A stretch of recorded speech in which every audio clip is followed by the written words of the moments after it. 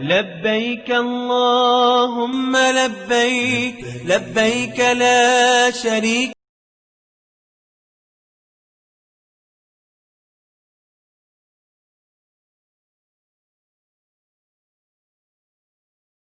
الله أكبر الله أكبر الله أكبر لا إله إلا الله الله أكبر الله أكبر ولله الحمد الله أكبر كبيرا والحمد لله كثيرا وسبحان الله بكرة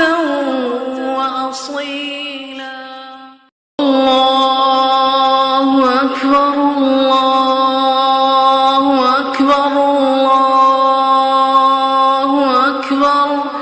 لا إله إلا الله الله أكبر الله أكبر ولله الحمد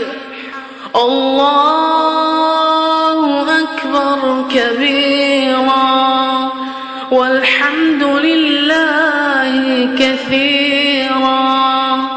وسبحان الله بكرة وأصيلا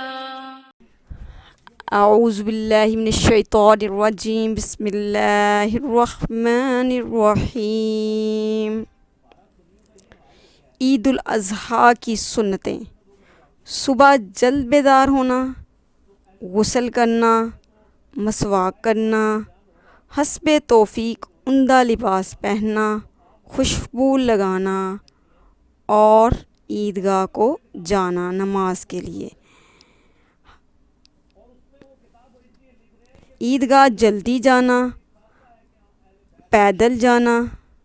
खुले मैदान में नमाज ईद अदा करना, ईदगाह जाते हुए बुलंद आवाज़ में तकबीरात कहना, नमाज से पहले कुछ ना खाना बल्कि नमाज ईद के बाद कुर्बानी के गोश्त में से कुछ खाना।